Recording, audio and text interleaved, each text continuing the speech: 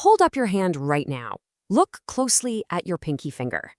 If I were to grab a ruler and measure the exact length of that tiny finger right this second, could I mathematically predict your exact height? It sounds like a parlor trick, right? But it's actually a real, everyday mathematical puzzle. We are trying to predict a dependent variable, in this case your height, using just an independent variable, your finger length. Now, human bodies don't exactly fit on a perfect, predictable, straight line. We're all completely different shapes and sizes. But what if we gathered enough data to actually see a pattern, draw a line right through it, and make a rock-solid, educated prediction about something we literally don't know? That's the magic of statistics. By the end of this lecture explainer, you're going to lock down 3 things: the core regression concept, the actual math behind it, and exactly how to make real, trustworthy predictions while avoiding a pretty dangerous trap at the very end. Let's get into it. Section 1, the prediction problem.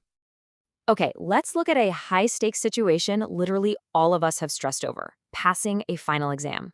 Check out this raw data. We've got a random sample of 11 stat students. We can see their score on the 3rd exam of the semester out of 80 points, and right next to it, their final exam score out of 200. Looking at this totally scattered mess of numbers, can we actually predict what a student will get on the final based solely on how they did on that 3rd exam? If we just plotted those points on a graph, they'd be scattered all over the place. And honestly, if I asked 10 of you to just eyeball it and draw a line through those dots, I'd get 10 completely different lines. But in statistics, we calculate what's called the least squares regression line. Simply put, it's the one unique, mathematically flawless straight line that best fits our scattered data. To get that perfect line, we use this core equation: y hat equals a plus bx. Now, see that little hat symbol over the y? That's actually a huge deal. We read it as y hat, and it represents our mathematical prediction. We use y hat because our prediction on the line isn't always going to perfectly nail the exact real-world data point for every single student. It is simply our absolute best mathematical estimate. The real MVP of this formula is the slope, which we call b. If we run our exam numbers through the formula, we get a slope of 4.83. Let me translate that into plain English for you. It means for every single point a student's score goes up on exam 3, their final exam score goes up by 4.83 points, on average. The slope just tells us exactly how much the dependent variable shifts when the independent variable ticks up by 1. Part 2, calculating residuals and errors. So we've got the concept down, let's look at the actual mechanics. How do we prove mathematically that this specific line is the absolute best one? At this point, a lot of students usually ask, wait, what exactly do you mean by an error here? Let's clear this up right now, because it's a massive source of confusion. In normal everyday life, an error is a screw-up. But in statistics, an error is absolutely not a mistake you made typing numbers into your calculator. In our world, an error, often shown as the Greek letter epsilon, is called a residual. And a residual is literally just the physical vertical distance between reality and our prediction. It's the actual data point, y, minus our predicted line point, y hat. Basically, it's the gap between what really happened and what our math guessed would happen. Let's visualize this to make it super easy. Think of our regression line as the surface of a swimming pool. If an actual data point is floating above the water, that's a positive residual. It means our line guessed too low. It underestimated reality. But if a data point is sinking below the waterline, that's a negative residual. Our line guessed too high and overestimated the reality. So how do we find the perfect pool surface? By making those distances as small as possible. We take every single residual, we square it, so all those negative sinking numbers become positive, and we add them all up. This is the sum of squared errors, or SSE. The whole calculus trick behind regression works entirely by drawing the one line that makes this total SSE as tiny as mathematically possible.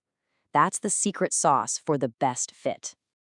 Part 3, measuring correlation strength. We know how to draw the line to minimize errors, but shift your focus for a second. How do we measure how much we can actually trust this line? We figure that out using the correlation coefficient, represented by the letter R. This tells us the strength and direction of our data. If R is exactly a +1, you've got a perfect positive correlation. Every single dot marches upwards in a completely flawless, unbending straight line. Now, if R tanks all the way down to 0, your data is just a messy cloud of scattered noise. There is absolutely zero linear relationship. Knowing the independent variable gives you no predictive power over the dependent one. It's totally useless. And if R hits -1, that's a perfect negative correlation. One variable goes up, the other goes down in a completely flawless, predictable straight line. Now keep in mind, real-world data almost never hits exactly 1, 0, or -1. It usually lives somewhere in the messy middle. Okay, wait, pause right here because this is absolutely crucial. A really common trap students fall into is mixing up R and R squared.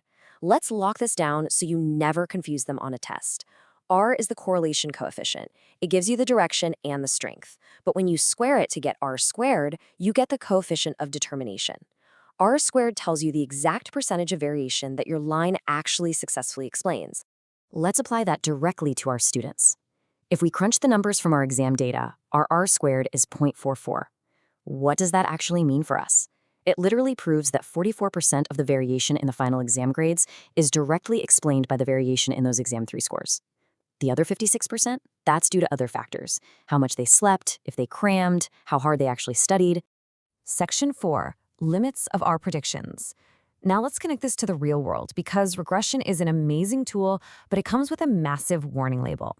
The danger here is extrapolation. You must absolutely never predict values outside the original data's domain. If our sample only looked at students scoring between 65 and 75 on exam 3, we can totally use our line to predict a final grade for someone who got a 73. But we cannot use this math to predict the final for someone who scored a 50. 50 is completely outside our domain.